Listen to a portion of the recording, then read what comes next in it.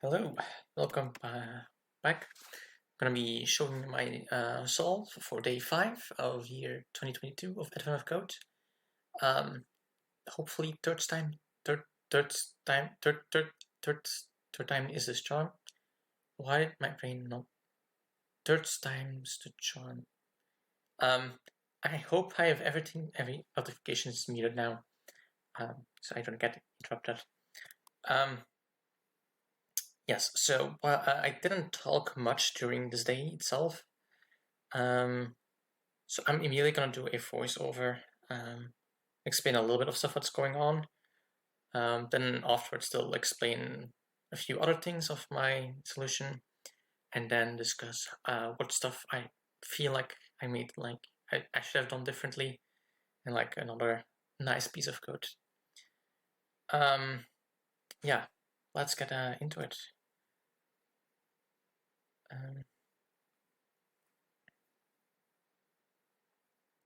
So today, this puzzle is one of those puzzles where actually typing part of the input over, so the stacks manually into your code, is actually most likely faster than actually trying to parse them. Depends on how fast you type and how well you can think of like how to actually parse the data. I am being very unsure of myself and making quite a lot of mistakes while parsing, which is what like lost me, I think, most of my time. Yeah. Yeah, as you can see, I wasn't actually logged in on stuff because that's stuff with my token that I had invalidated and apparently messed something up with my windows. One of them is still the old token.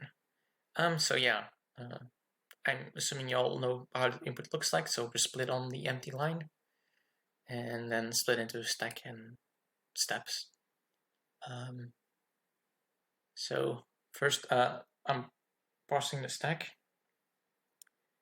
I am gonna explain after the whole deal, but actually like visualization a bit of like how my parsing exactly works. Yes. Essentially what I'm doing is I'm trying to rotate the input and then just getting those lines that are important. It took me quite a while to actually finally figure out how to get the data, which is a bit annoying. Here's like one of the first mistakes I make. I'm again working on stack instead of the previous value of s. Why I actually even used a temporary variable, I have no idea. It's one of those questionable changes I made, things I did today. Second mistake is I'm indexing with 2 instead of 1. Why it's supposed to be a 1 and not a 2. Again, I'm gonna explain after my solve. This like the combination. I try to solve it by logging and like seeing like what's my input look like and why is it not working. And I realized that input is completely not what I am expecting, and then I noticed like, oh, I'm using the wrong value.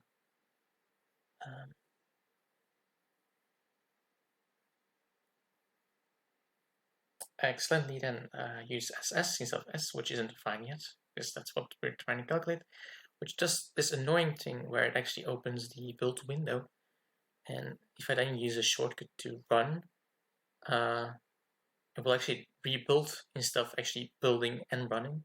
So I had to manually like press the run button. So I figured out that I'm indexing the wrong value, and then I finally get the actual correct input. SS is now the values we want. Except I can get confused because the log is still strange and wrong. That's because the log is still on S and not on essentially the final value of SS, which is actually quite weird because like I'm pretty sure in all previous years I tend to not remove any logs in my program in the day itself. unless those logs are actually spamming. So if they're in a for loop, I usually comment them out or remove them. But if they're like in line, I kind of just keep them because they don't really slow down the program that much. And removing them actually takes time. So then I actually went with the option to the decision to go with a list of actually stacks. I use array decks. It's kind of the easiest way to use stacks in Java, which is what I actually language I program usually. So that's what I went with. Honestly, a poor decision, I think. I'll explain afterwards what I should have done and what I was actually planning on doing, but for some reason I changed my mind. And then I get to do decks. I'm just gonna call them stacks. I get to do stacks, and then I will repeat A, which is the amount of moves, to add to the end by popping from the other. I use the variables AX and BX because, well, my for loop variables are A, B, C, and I somehow first thought I needed to use stacks A and B and not stacks B and C. Now we just get all the last values of each stack at the end and we join them together and then print them. Now this is of course gonna error out because we have a off by one because our stacks are 1 indexed, our IDs, but initials are 0 indexed. I quickly realized this. Mostly because 9 is the amount of stacks. And then we get our solution, which is nice.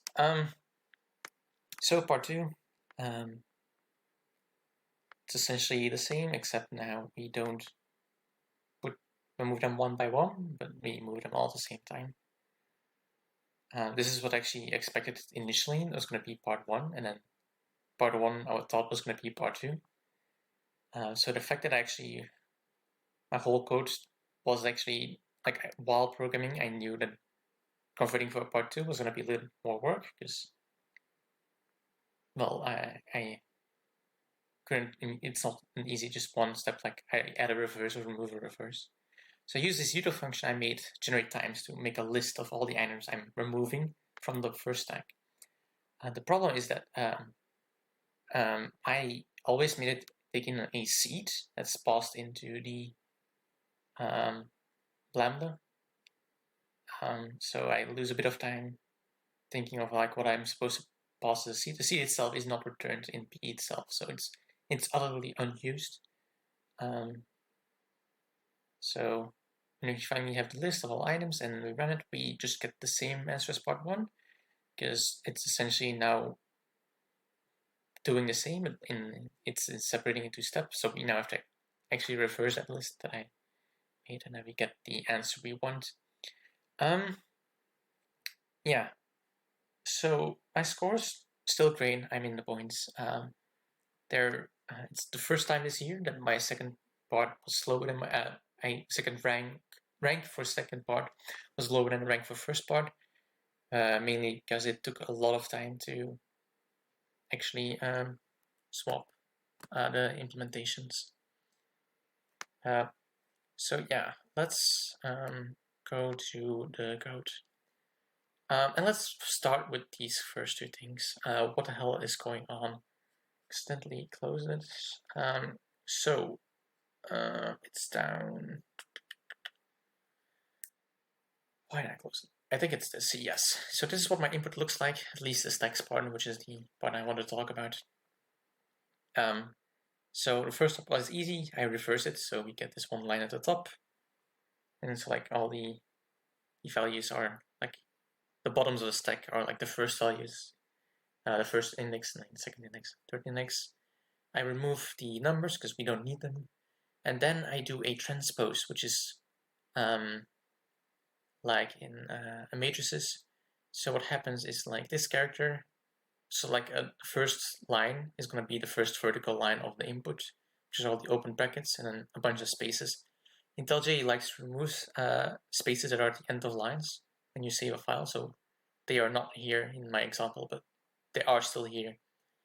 Then we have all the letters of the first stack. We have then the closing brackets of the first stack. Then we have the spaces between the stacks. Then we have the opening brackets for the second stack, and letters, and then the closing, and so on, up until we have the last ones. So what we do then is then I chunk into 4, so I get each spot of 4, and I only keep the second one, so index 1. So that's the second line. So I only keep the letters essentially, including the spaces at the end.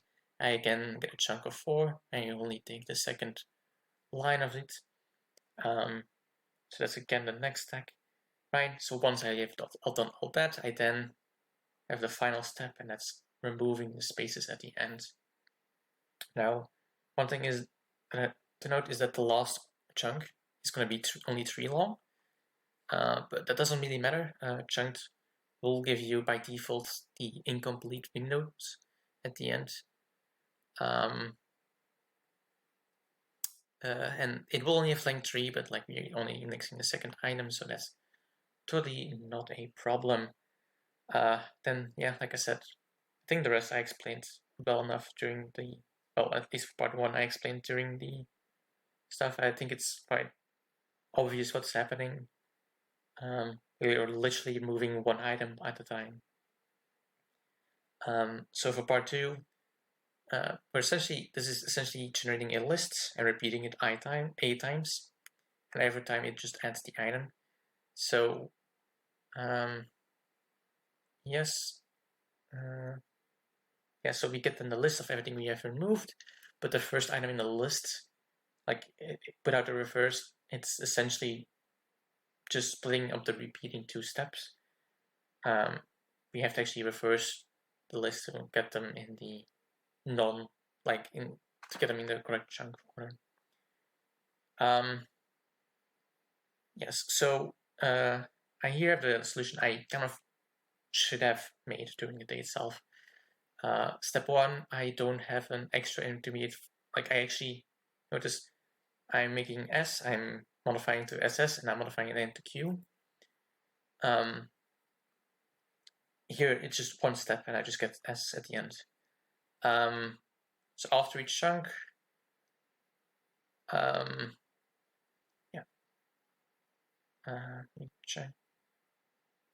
so after each chunk, when we filter it, I'm then converting it to a mutable list.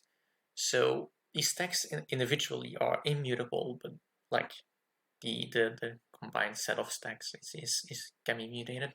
So what we can do here, I would still doing the day itself use ABC, but I made them actually more readable, just to be nice. So yeah, we then just change the 2 to the 2. We use the original. Yeah, okay. So for the 2, yeah, we get the original stack and we add from the stack we want to take, and we take the last n crates, the n crates at the top, and we reverse them. Because now we are like just grabbing them at once, and then by reversing it's like as if we take them one by one. And then we just make sure that we remove them from the list, and then that's what we do for each of the steps that we have to take. And then all we have to do to make part 2 is remove the reversed part, and then get the reversed, and then we get the same answers in the end. If you rewatch the recording, you're actually going to see that I was waiting here at the end. I was selecting the log, and that was actually the moment I thought, like, okay, I'm going to make it a mutable list. But something in my brain said, no, we're going to not do that. We're going to just keep the stacks as one thing. And then the second thought was to kind of make these mutable lists. And I was like, no, that's going to be too hard to work with. And that's when I decided to make a Redux. I really don't know why. I can't explain it. So then I made another one. This is actually because I was in a chat with someone else and they said they couldn't really see how to do this pure, so I made this. This is essentially fully pure. The start because this is in the start is the same as the original, I still have the meter on 2 lines, unlike the other one here. And then instead of looping, I use a fold instead, which starts with initial stacks, and then I have an accumulator, and this is then the list, essentially the stacks before each step, then our move, and then we go over the stacks, and if the index of the stack that we're now at is the from, then we drop those end moves. If they're the to stack, then we add from the from stack the last move items, and again reverse it. And for every other stack, we keep that stack in the output. And essentially that is what we pass the stuff next. The reason I'm showing this is because this is actually useful. Later days, we are guaranteed to we're definitely going to do something with bots and stuff, and like gonna have to use a botting algorithms. I'm going spoiler alert, I guess. Yeah, so what you want to do for that is usually you want your state to be immutable, and essentially if the question had been like given this stack, this layer of stacks, and a second layer of stacks, find the way to go from this layer of stack to the second layer of stacks with the fewest amount of moves, then you want your stacks to be fully immutable. So you can like have immutable, essentially you can't really have them immutable. And then this way would have been one way to make them immutable and go from one step to a second step. However, this isn't the only way. The other way would have to been to just take in your stack, cast it to a mutable, and then just do these operations, and then use and then pass that to the next iteration of your plotting algorithm. But I thought it's still interesting, and I also know that I have done stuff like this before in other days, in other puzzles. So I thought it could be useful for those that want to use it. I think that is it for day 5. It's quite late. It's not that late, but I also wake up at 5 a.m. each day, so for me it is actually quite late. So that's why my voice wasn't maybe didn't sound as active. I am gonna record part 6 immediately after this, so they should release essentially at the same time on YouTube. So you should be able to watch it right now. Yeah, so see you in that video. Bye.